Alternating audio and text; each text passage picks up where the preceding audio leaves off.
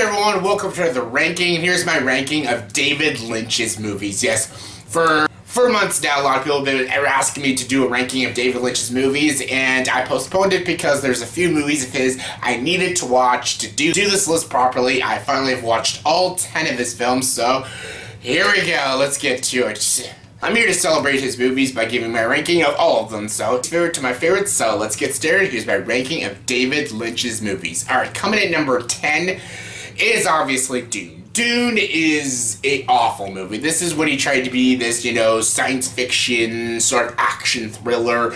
It's not good. It has terrible characters, horrible performances. It has a monster that looks like a lady private part. I think we all know what we're talking about. I think everyone knows what I'm talking about. The story is inconsistent, there's zero laughs, zero entertainment, it's not fun or enjoyable or smart or thought-provoking or deep.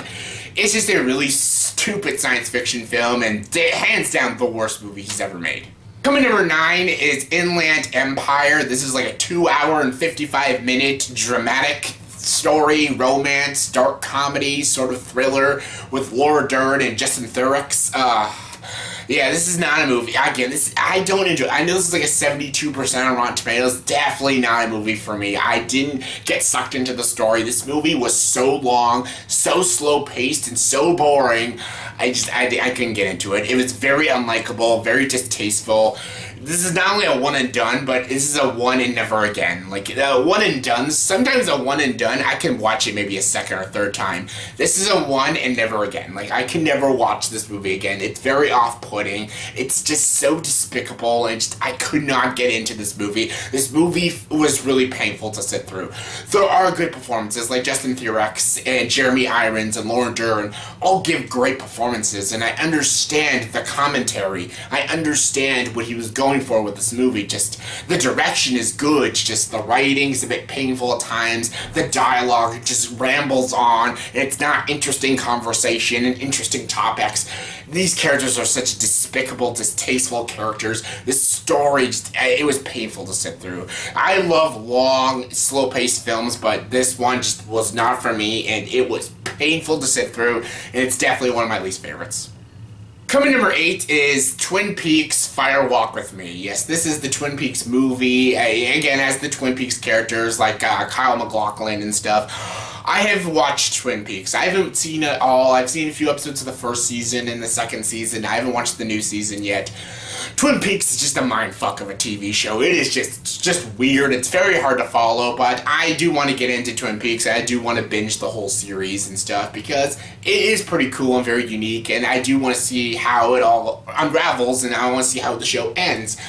This movie was confusing to watch. I think you do need to be very familiar with the show to watch this movie. This is why I did want to do this ranking, because I knew I would have to watch this movie, and this movie is very hard to comprehend at times. There are things that just don't work, though. The pacing is a bit off. There are some supporting cast members that they just come off very hokey and over the top. The writing is at times pretentious. There are some good thrills, some good intrigue. Kyle MacLachlan is really great in this movie. There is some good execution and direction, but there's also some very sloppy writing, and sloppy when it comes to its pace. The movie tries to be uncomfortable with its slowness and try to make you feel like very uncomfortable and very unsettled, but honestly, it's kind of been there, done that. This movie doesn't feel very fresh or original. It just feels kind of like a mediocre episode of Twin Peaks. So yeah, I just personally couldn't get into it. Maybe if I watched the whole show, maybe I could like this movie more, but from right now, I just couldn't get into this movie, and I wasn't a fan of it. Coming number 7 is Wild at Heart. Wild at Heart is Laura Dern again. Yes, Laura Dern and Nicolas Cage, and this, again, is a very dark, dramatic thriller comedy. And again, I like weird twisty relationships and stuff, kind of like, that's why I love Natural Born Killers and stuff, and Nicolas Cage and Laura Dern give good performances, and they do have pretty good chemistry, but again, this movie is overly long. I get smart, it has good commentary, just, again, this is not a movie I could get into. That's kind of my only gripe about this movie. It does have a pretty good ending. I do enjoy the third act of the film, but again, and the performances are good. There's good direction, just there's some sloppiness to it, and again, I couldn't get into this movie.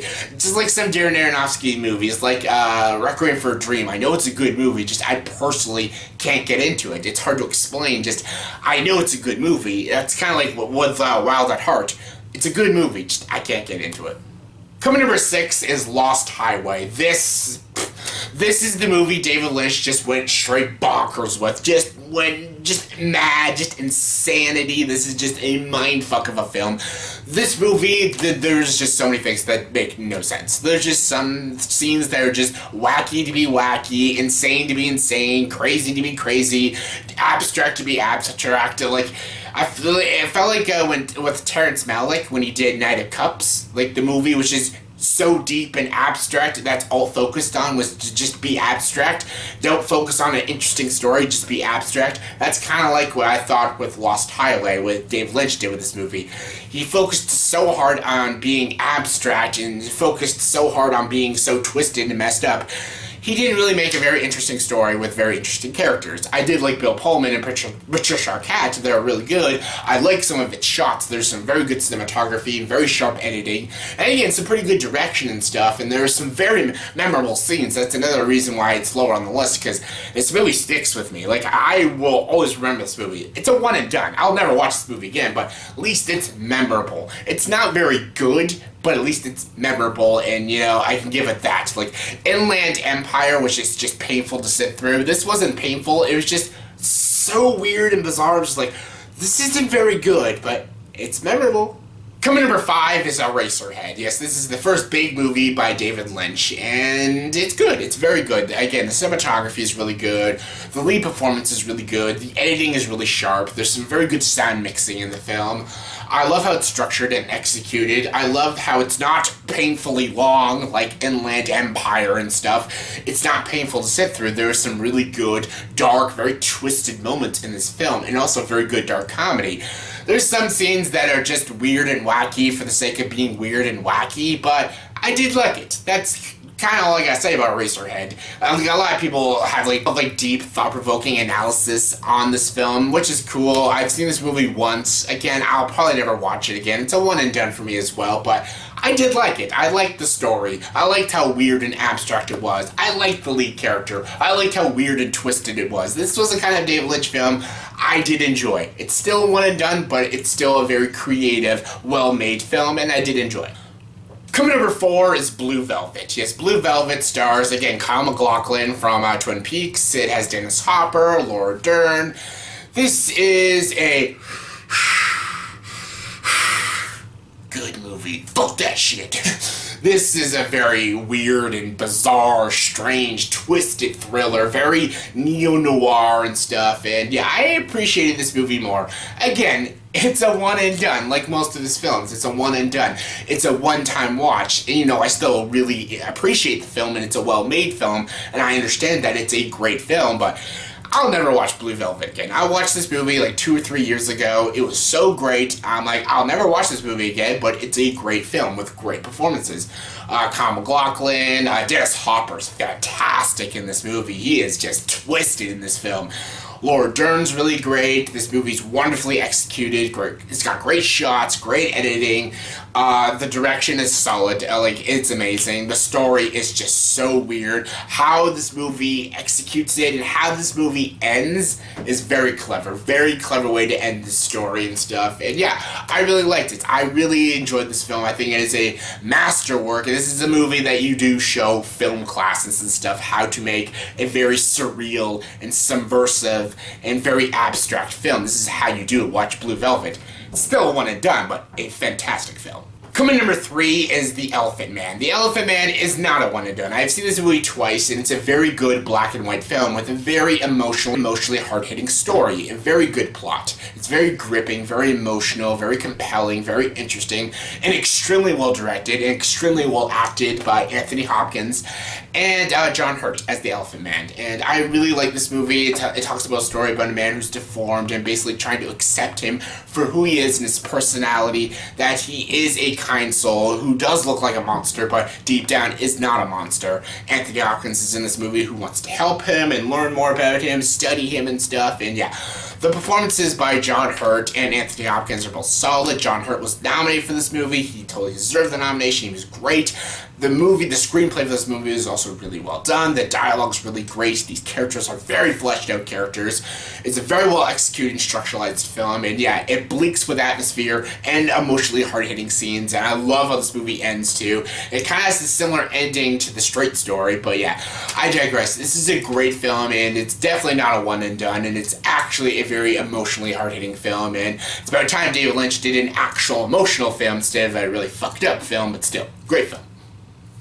Coming number 2 is The Straight Story. Yes, I just mentioned this just in my just when I talked about The Elephant Man. This is a great film, actually. This I was really debating maybe putting at number 1 because I love this movie. I think this is almost a damn near perfect film. I think I have zero issues with this movie. This movie is just brilliant storytelling.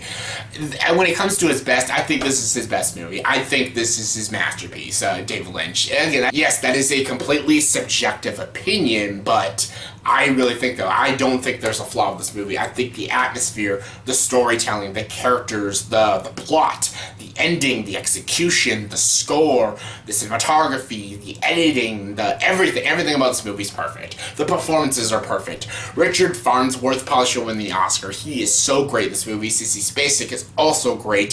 Harry Dean's even fantastic in this movie. Everything about this movie is so amazingly well done.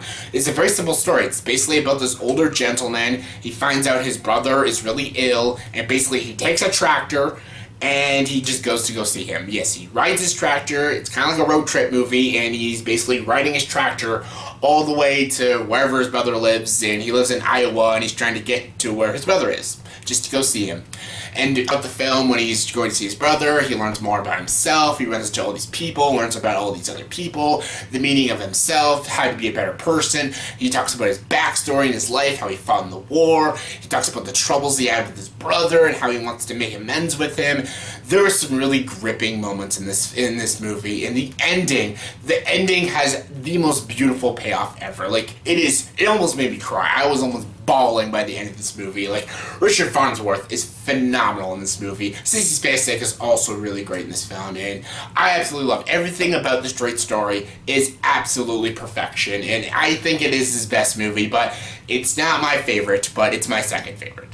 My number 1 favorite David Lynch movie is Mulholland Drive. Yes, it's Mulholland Drive. This movie is twisted, weird, it makes no sense at times, it's brilliant at times, it's strange at times, it's bleak at times, it's hilarious at times.